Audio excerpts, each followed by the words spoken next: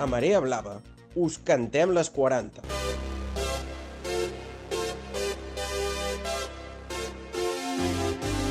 Un recorregut pels 40 anys de gestió de presons a Catalunya, explicat pels qui millor coneixen el medi, els treballadors penitenciaris.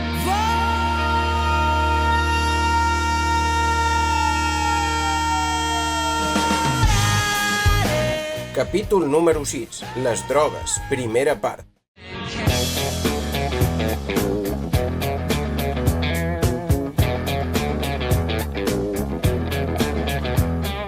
Sex and drugs and rock and roll is all my brain and body need. Sex and drugs and rock and roll is very good indeed. Un verdadero problema para la tranquilidad regimental de cualquier recinto penitenciario. Dels deutes que adquireixen els interns que tenen més addicció i que en el moment de fer pagament doncs, no poden fer front. Hay que tener en cuenta que hay un nivel altísimo de consumidores en los centros y que en muchas ocasiones con los tratamientos médicos no logran satisfacer sus necesidades, por lo que siguen queriendo consumir drogas y lo hacen consiguiéndolas de manera indebida, incontrolada en dosis e incluso mezclándolas entre sí. Les deutes s'han de cobrar i quan es decideixen cobrar, doncs, enmig es genera violència que doncs, afecta de manera directa o indirecta als propis personal penitenciari. La droga i els deutes que genera la droga a les presons segurament és el motiu número 1 de conflicte. Muchas veces presionan a las internas que salen al exterior para que la entreguen a su regreso. Incluso utilizan a los propios familiares, haciendo que paguen en el exterior o que ingresen peculio a otra interna. Bueno, en fin, ellas se buscan la manera de poder ingresar la droga de una manera u otra y de poder cobrarla también. També, a part, les drogues generen els efectes d'alteració de la conducta en els propis individus que les prenen, vull dir que també hi ha un efecte directe. La droga a les presons és el mateix que la droga fora de les presons. És un dels càncers, per no dir el càncer de qualsevol societat. És el pitjor de lo pitjor. Jo crec que podríem dir que hi ha més droga a les presons que al carrer. És fort, però és així.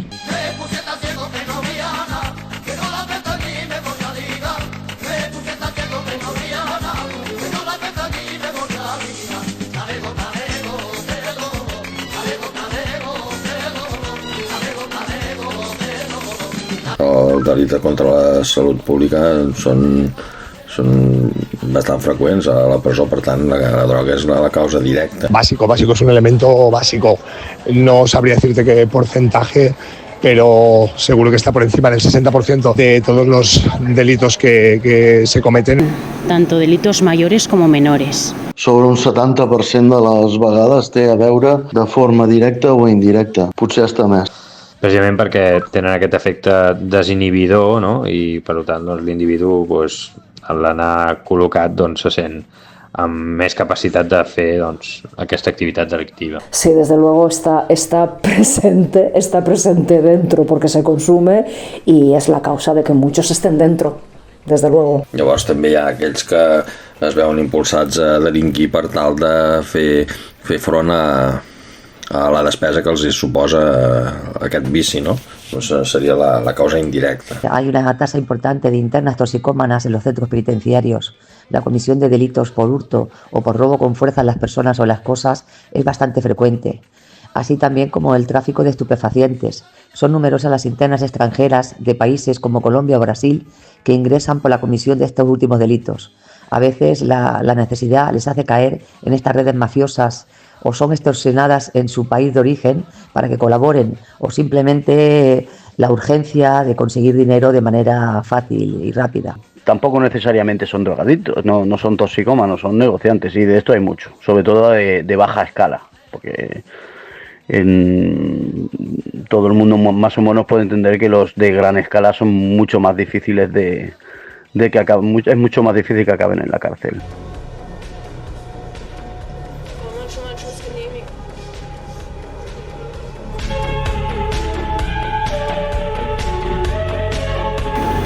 Las drogas han cambiado mucho y eso ha hecho que el perfil del interno también lo haya hecho. Ahora muchas drogas están formadas de sustancias que pueden ser o conocidas o desconocidas, que además pueden venir mezcladas de diversos compuestos, que vienen en dosis que no son identificables, con lo cual ni ellos mismos saben lo que se acaban metiendo. Las drogas en la cárcel han evolucionado igual que han evolucionado en la propia sociedad. Llavors, el que sí que ha canviat és que entra gent a la presó doncs, que està entrant doncs, per fer de pagès, entre cometes, de cuidar camps o de cuidar horts o de cuidar naus industrials que es dediquen a la producció de la planta de la marihuana. Y ahora hay un mercado mucho más grande. Si antes estaba la heroína en los años 70 en las calles y dentro de la prisión, pues claro, las cosas han ido evolucionando. Ahora hay internos pues que ya la heroína quizá es una droga excesivamente depresora y quizá lo que necesitan a lo mejor en otros momentos es otra cosa, ¿no? Es un pelotazo, però bueno, que les suba... Recordem doncs, aquests episodis d'atracaments a farmàcies, a entitats bancàries, no? Per aconseguir aquests diners per satisfer doncs, aquesta dosi d'heroïna, no? Doncs era capaç de fer totes les maldats del món. Cuyo negocio no era la droga ni el crimen, era una salida, una forma de vida. De la consecuencia de la heroína, aquello fue terrorífico. Yo tengo imágenes de la galería. No había información, no había trabajo, muchos vivían en barrios periféricos que se podían considerar sin los servicios mínimos, guetos prácticamente. Entonces, claro, ¿cómo podía ser? La administración pensaba, coño, 320 o 350 tías que hay aquí, ¿cómo puede ser que se nos mueran tías con tanta frecuencia y en la modelo que había 2.000 pavos, mucho menos había la cantidad de sobredosis que teníamos en donas? A finales de los años 80 y principios de los 90, por el alto índice de sobredosis y los episodios tan duros que pasaban las internas. El estigma que le queda a una mujer de haber estado en prisión no tiene nada que ver con el hombre. Es decir, a día de hoy el tío que ha estado en la cárcel es un machote, un campeón, un puto kie. He preguntado a las internas toxicómanas el motivo de su dependencia a la droga, me han respondido lo mismo. Lo hacen para olvidar sus problemas, otras porque se engancharon de manera casual en algún momento de su vida y ya no lo pueden dejar. El volver al lugar donde viven, con las personas que han estado siempre, pues no ayuda a que dejen su adicción. Y para una mujer pues se convierte en eso, en que se le va todo a la mierda, abandona a la pareja, es una mala madre, una mala hija, etcétera. Entonces, el patrón adictivo en la mujer es muy intenso, es muy largo en el tiempo porque es como una evasión. La mujer es muy emocional. En el departamento de madres esto para mí la verdad es que fue bastante duro porque me avisaron y cuando fui a las duchas la interna estaba pues allí tumbada todavía con si no recuerdo mal, con la jeringa enganchada y el niño estaba solo en su habitación. Al parecer se había inyectado heroína. Ahí ya estaba la heroína máximo, bueno, mucha gente moría, yo he visto en Carabanchel las personas morir allí cerca de mí, en el váter, en Gota. O sea, la heroína estaba ahí fuerte y efectivamente, y entonces nosotros encontramos que, bueno, todos creíamos que iba bien, primeros meses tal, secuestro de funcionarios, otro secuestro de funcionarios, un follón tal, el motín, un incendio. ¿Así? Sí, da. ¿Así? No da, no. ¿Así? No da. No da. I a presons estava tot més concentrat, clar. Al carrer no tots tenien la sida, a presons, malauradament, per la sensació que teníem és que un 60% o més estaven infectats. Con la entrada del SIDA, pues prácticamente moribundos, por decirlo de alguna manera, que estaban muy deteriorados. Llavors s'havia d'anar amb molt de cuidado, amb totes les intervencions, cada teníem sospites de que havia passat alguna cosa, sabíem perfectament com estava mi tia, però no es quedaven tranquils. Jo me'n recordo quan arribava a casa, tenia la meva filla de pocs anys, i la roba de feina no passava del pàrquing, m'ho treia tot al pàrquing, me n'anava a la dutxa quan arribava a casa. ¿Así? Sí, da. ¿Así? No da, no. ¿Así? No da.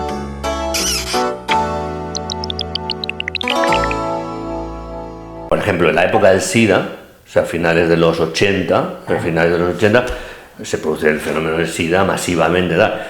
Entonces ahí vienen medidas, hubo que adoptar medidas, eso dependía del servicio de centros, pero bueno, nosotros participábamos de eso con los equipos sanitarios, los psiquiatras que dependían también de rehabilitación en ese momento. Entonces hubo que aplicar dos cosas muy importantes, que fueron el reparto de preservativos. Eso mirado desde ahora parece nada, pero en el año 88, o sea, repartir preservativos en la prisión gratuitamente era como, había gente que decía, estáis incitando a la homosexualidad, a la violación de unos sobre otros. O sea, reparto preservativo y más difícil, reparto de jeringuillas. Que esto, claro, cuando el conseller se le dijo, bueno, que eran gobiernos que dependían de Unión, atención, sí, claro, que dependían que democristianos. El conseller le dijo, vamos a repartir preservativos. Bueno, democristiano como el actual conseller que tenemos ahora. Bueno, pero entiéndeme que, en fin, esto hago una broma, pero que era, digamos, su visión de esto era muy conservadora. No hem sabut, jo almenys, en tots aquests anys, no he sabut de cap cas que s'hagi contagiat la sida a la presó, al pati o qualsevol estament de la presó. Per tant, bueno, era una alarma, sí, era una alarma potser no massa fundada, però perquè si algun malvat d'aquests dels malvats ens hagués volgut matar, és tan senzill com sempre ho havíem pensat i sempre havíem elaborat un pla per evitar el contacte d'algú que vingués corrents, perquè era tan senzill com tallar-se, arribar a nosaltres, tallar-nos a nosaltres i juntar la sang. Aquí sí que ens haguessin contagiat. Ara el que hi ha és molta més droga sintètica, el perfil d'usuari és molt diferent, no són cacos, diguem-ne, professionals o yonquis professionals. És gent que ha caigut amb unes addiccions molt fortes en molt poc temps, perquè enganxa, jo tinc la sensació de que les pastilles, tota la droga està com més concentrada i per tant produeix molta més addicció. Però en aquest aspecte sí que ha variat i en els efectes a nivell de salut, a nivell de convivència, doncs també en funció de les drogues més o menys dures i més o menys invasives que s'hagin pogut donar en una o altra època. No és el mateix l'època de l'heroïna dels anys 80-90 que l'època que estem vivint ara, doncs, per una qüestió generacional també, que les drogues, doncs, aquesta tipologia de drogues doncs, ja no està tan present. Les pastilles ja parlem d'un altre nivell. Les pastilles dels anys 90, els consumidors ja eren molt més joves, eren molt més crios a la discoteca, que es passava la pastilla com qui es passava un ibuprofeno o un paracetamol, i això continua passant. L'impacte una mica més substancial el vaig veure a joves, al centre penitenciari de joves, que era l'etapa que vaig estar just després del tancament de la Model, era completament exagerat la quantitat de drogues que hi havia, fins al punt de que hi havia la part d'interior, en aquell moment semblava que havia inclús desistit una mica de fer la seva feina, perquè em constava que hi havia molts dels informes acabaven tombats per la pròpia direcció, es desestimaven, per tant doncs, això generava un cert desànim i una certa desgana que va convertir en aquell centre que vaig veure en algo totalment surrealista. Quan sortíem del recompte me'n recordo doncs, veure diverses cel·les dels mòduls 3 i 4, estic parlant de ja fa anys per això, que evidentment sortia una fumarada de les finestres, de quasi bé totes les finestres, una fumarada blanca que òbviament no eren de cigarros, vull dir, se sentia inclús a vegades l'olor des del propi carrer Major, però bueno, més enllà d'aquest cas no recordo un impacte así tan notable de la marihuana como tal, al hachís sí. Mi reflexión es que de unos años atrás hasta el momento actual hay mucho acceso a drogas sintéticas y estas está probado que producen daños cerebrales.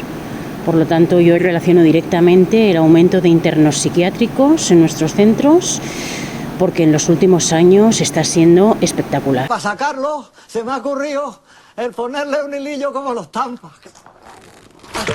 Ahí lo tienes. Madre que lo...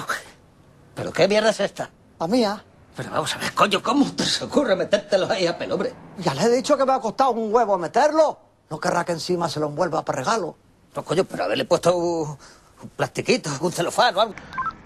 No recordo haver trobat unes quantitats excessives en els escorcolls de cel·les, gairebé unes quantitats per consum propi, no? Recordo que la quantitat de hachís més gran que vam trobar va ser quan treballava al Departament de Comunicacions, quan un dels visitants em va deixar la veritat és que era com un totxo de hachís dintre d'un dels dispensadors de paper dels lavabos.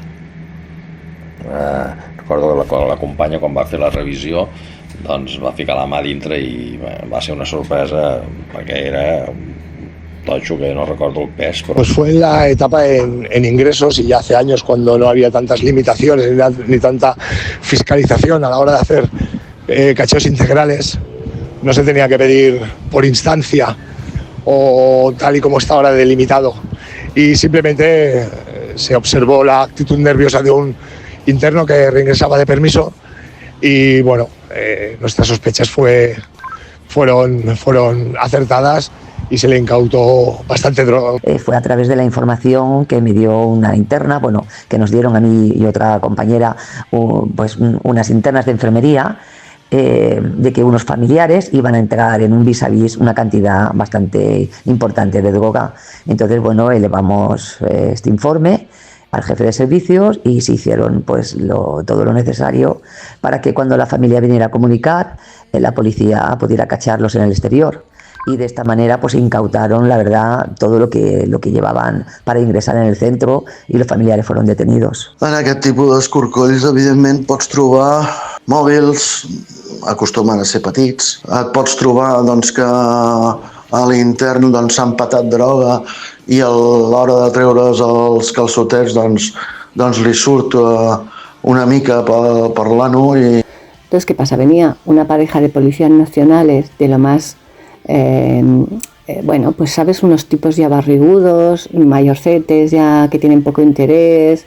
Entonces, ¿qué pasa? A la interna la llevaban en la parte de atrás del cocheceta esposada y la interna, ¿qué hacía? Se desempetaba y, bueno, pues venga a hacer salidas y no pillábamos una puta mierda. Entonces las funcionarias decíamos, pero es que claro, estos tíos son unos garrulos. Y al final la directora decidió que iba a autorizar que nosotras acompañáramos a la interna.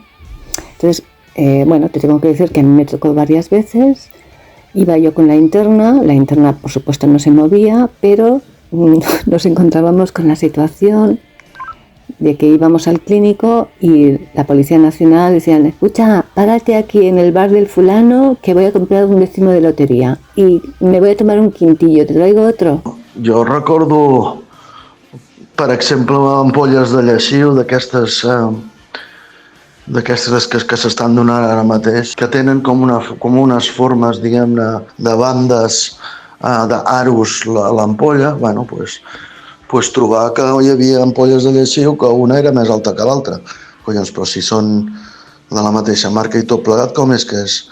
Pues perquè tallaven una de les ampolles i el cul l'encastaven a dintre de l'altra, amb la qual tenies un doble fons. Pues bueno, llegábamos ahí a la zona de confinados y entonces, bueno, pues lleno de tipos de cacos de modelo, de la Trinidad, y entonces teníamos que ir a la sección de obstetricia y ginecología y esperar porque muchas veces había partos, claro, partos de urgencia. Y bueno, pues nada, cuando nos tocaba entrar, pues ya sabes, el yonki no, tanto hombre como mujer, pues puede llevar empetado allí y ni se sabe, paquetes que ni se acuerda que lo tiene. A veces había mujeres con unas infecciones importantes, vaginales, ¿sabes? Dinero empetado. I llavors un que em va sorprendre molt i que diu molt de la inventiva i del temps que arriben a tenir dintre de les cel·les per pensar-se-les totes és que van agafar un tros de fusta d'un pàlet, la van pintar i retallar perquè capigués a un forat, a una esquerda que hi havia entre el sostre i la paret de la cel·la, de tal manera que ells posaven la fusta en el forat i és que no es veia, no es veia res. En una estància comuna en la qual ja venia tota distribuïda i separada per directament comercialitzar-se. Aparentment era cocaïna, i m'atreviria a dir que justament aquesta última troballa que vaig fer doncs, va ser la més important de totes, per quantitat més que res. Hi havia 37 dosis, em sembla, ja disposades per distribuir, que bueno, aquí a la presó tenen un valor bastant alt cada una d'elles, per tant doncs, bueno, va ser una troballa important. Sí que és cert que veníem amb informacions ja predeterminades, amb la sort o la desgràcia que em va tocar a mi trobar-la en el lloc en el que estaven amagades. Cuando se hace una requisa importante de sustancia estupefaciente, la repercusión es inmediata en el módulo afectado y en todo el centro en general, porque la verdad es que mi centro es bastante pequeño. Hay deudas pendientes por droga que no es entregada y los conflictos son continuos. Són substàncies que mouen molts diners i si ja parlem de que aquí a la presó doncs, els interns se solen pagar entre ells per deure's un paquet de tabaco que pot valdre, doncs, jo què sé, 6, 7, 8 euros, doncs no parlem d'una dosis que pugui valdre 50 o 80 euros.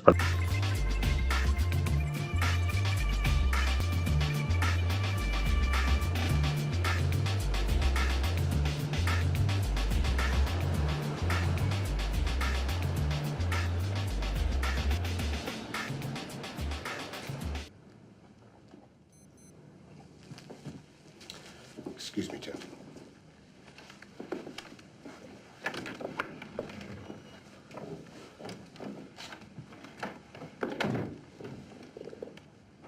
És en els vis-a-vis, no en quan tornen de permís. Llavors, els poden arribar a extorsionar perquè la família els hi entri droga? Sí que poden, sí, clar que sí. Es poden enterar d'on viu la família, es poden enterar d'on no sé, d'on van els fills al col·legi, d'on van les dones a comprar, bueno, i a través d'aquestes informacions de fora arribar a extorsionar. Pues sí. Són els propis interns, són les pròpies famílies. És superhabitual que extorsionin a interns que surten de permís perquè entrin droga a la tornada del permís i així distribuir-la al mòdul.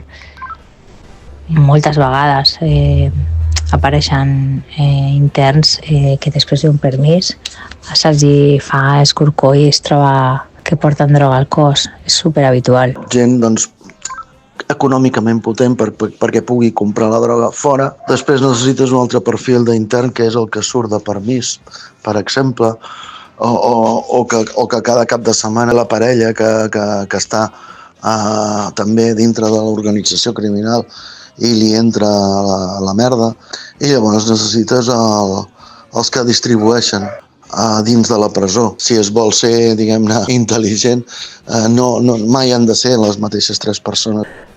El reparto por la prisión pues normalmente suele ser en actividades, suele ser cuando salen a escuela, cuando salen a trabajar, cuando salen a hacer deporte. Y bueno, normalmente se suele ser todo lo que son puntos de reunión entre internos de distintos módulos. Y bueno, pues ya está, sírvase quien quiera. Los grupos de chilenos, que son bastante agresivos y que marcan mucho el territorio, incapaces de compartir mercado con otros grupos. Luego está el grupo mayoritario, que es el de trapicheo de bajo nivel, que es el de origen magrebí, y bueno, y luego hay bandas del este que lo mueva, aunque tampoco los georgianos venían, últimamente no se encuentra tanto, mucha gente anclada en la heroína. Y en carácter nacional pues siempre ha sido los grupos de lo que nosotros llamamos de etnia gitana. Vis a vis, comunicacions, família i amics, en paquet o directament comunicant amb vis a vis íntim o familiar.